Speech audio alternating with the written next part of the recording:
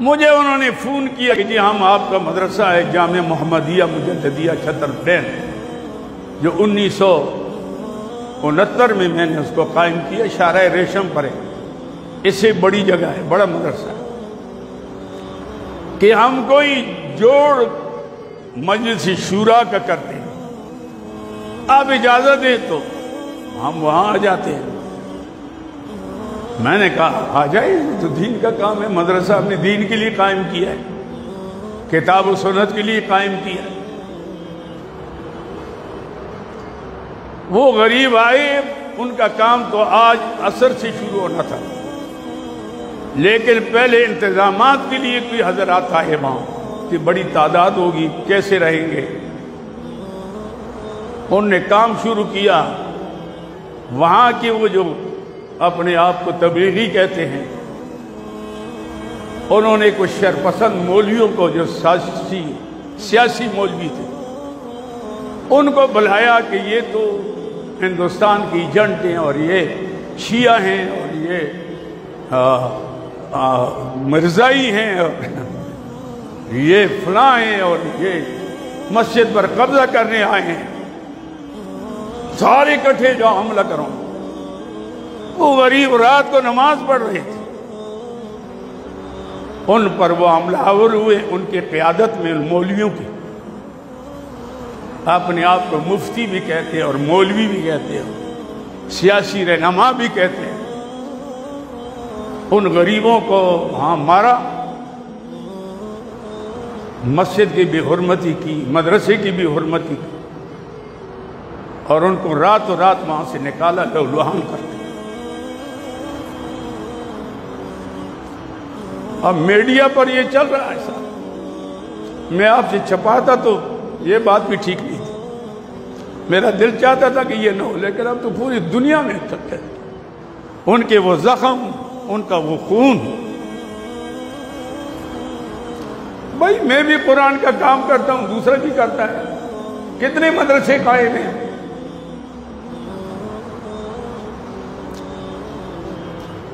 آپ کیا کہیں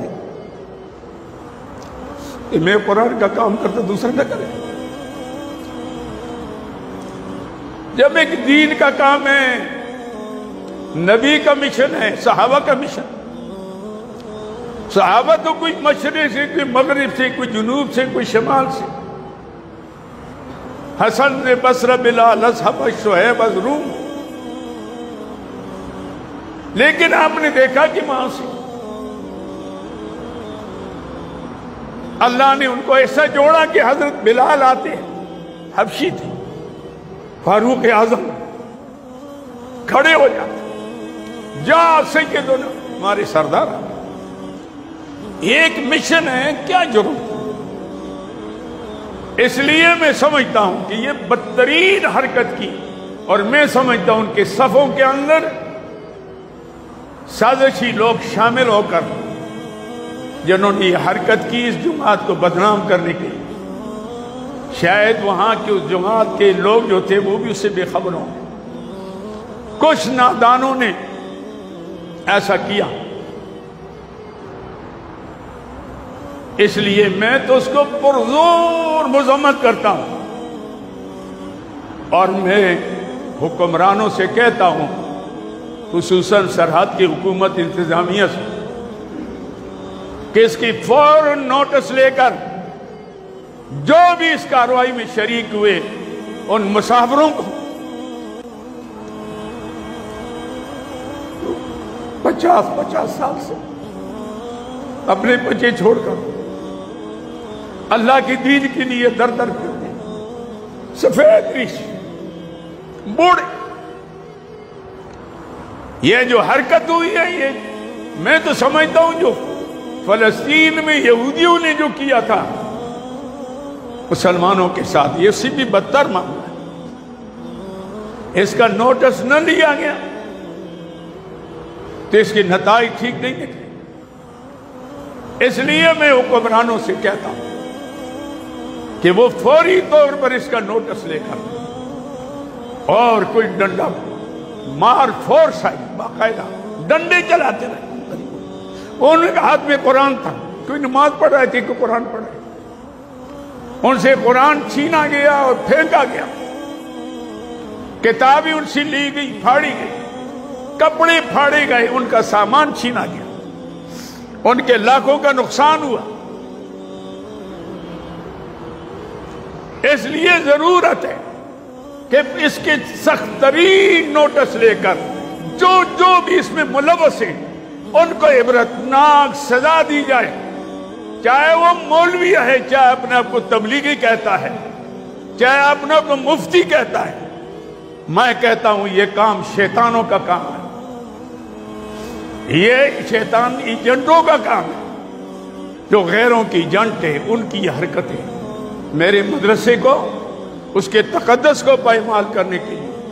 میرے عزت پر ڈاکہ ڈالا گیا، میرے مہمان تھے۔ میں اس لیے اپنے ساتھی سے خوش ہوں، اللہ ان کو جزا دے، کہ وہی جماعت ادھر آئی تھی وہ بھی ادھر گئی، یا انہوں نے ان کی دعوتیں کی، کھانے کھلائے، ساتھ دیا۔ غیر ہوتے تو ہی کہتے تم بھئی نہیں ہو، وہی جماعت وہاں گئی، ان کے ساتھ جو سلوک کیا گیا اور جو اس کے اندر غیر ملکی جو ویزے پر آئے ہوئے تھے، امن میں تھے ہمارے، ان کے ساتھ جو زیادتی کی گئی، میں اس کے پرزور مذمت کرتا ہوں، اور حکومت سرحد سے خیبر پختونخوا سے میں یہ ان سے مطالبہ کرتا ہوں کہ وہ فوری طور پر اس کا نوٹس لے کر ان تمام لوگوں کو جس واقعے کے اندر ملوث ہے ان کو قرار واقعی عبرتناک سزا دے دیں، تاکہ آئندہ ایسی حرکت نہ ہو، اور جماعتوں کے اندر یہ تفریق پیدا کرنے کی کوشش کر رہے ہیں، یہ دروازہ بند ہو جائے۔ جو اس ترتیب پر چلتے ہیں، بسی نظام وہاں سے آئے تھے، وہاں سے تبلیغ کا آغاز ہوا، وہ مرکز ہے۔ آج وہاں کا امیر جو ہے وہی مولا یوسف کا بیٹا ہے، مولا الیاس رحمۃ اللہ علیہ کا پوتا ہے۔ تو اس ترتیب پر چلے یا رہنمائی کے ترتیب پر چلے، کام دین کا کرتے ہیں تو ان کے راستے میں رکاوٹ ڈالنا، اس ملک کے اندر اسلام کے نام پر مارزی دودھ میں آیا۔ یہ نظریاتی ملک ہے، اس کے اندر اتنی زیادتی جو ہے، میں سمجھتا ہوں کہ یہ بدترین جرم ہے، بدترین کام ہے، اور اس کے لیے حکومت فوری طور پر ان تمام مجرموں کو، وہ جو ڈنڈا بردار تھے، وہ جو نعرے لگانے والے تھے کہ شیعہ ہیں اور مرزائی ہیں، اور انہوں نے کفر کا کام کیا، مسلمان کو کافر کہنے والا کافر ہو جاتا ہے، انہوں نے بدترین کفر کا ارتکاب کیا ہے کہ جنہوں نے ان غریبوں کو، ان مظلوموں کو مرزائی اور شیعہ، اور ہندوستان کا، حالانکہ ہندوستان کا کوئی بھی اس میں نہیں تھا، ہر کے لوگ تھے، پاکستانی تھے یا دوسرے یورپی ممالک کے تھے، ان کے ساتھ ایسا سلوک ہوا۔ بہرحال میں نے تو انشاءاللہ اس مسئلے کو چھوڑنا نہیں، اور مجھے یقین ہے کہ ہمارے ساتھی بھی اس میں میرا ساتھ دیں گے، تاکہ یہ دروازہ بند ہو جائے فتنے کا۔ نہیں تو یہ بہت بڑی تحریک جس پر ابھی ہمیں پوری دنیا کو چلانا ہے، اور ایک واحد جماعت ہے جو اسلام کے نام پر کام کرتی ہے، اخلاص سے کرتی ہے، اپنا پیسہ خرچ کرتی ہے، اپنا وقت دیتی ہے۔ تو ایسا نہ ہو جائے کہ یہ بھی تتر بتر ہو کر اور یہ سلسلہ بند ہو جائے۔ دشمن یہی چاہتا ہے، اس لیے دشمن کو دروازہ بند کرنے کے لیے ہمیں فوری طور پر ہمارے ان بڑوں نے، چاہے ریونڈ والے ہیں چاہے دوسرے ہیں، ان سب کو اس میں میٹنگ بلا کر فوری طور پر اس میں فیصلہ کرنا چاہیے کہ یہ کیا ہو رہا ہے، کیوں ہو رہا ہے، کس کی ماں پر ہو رہا ہے، کن مقاصد کے لیے کام ہو رہا ہے، یہ فوری طور پر ہونا چاہیے۔ وآخر دعوانا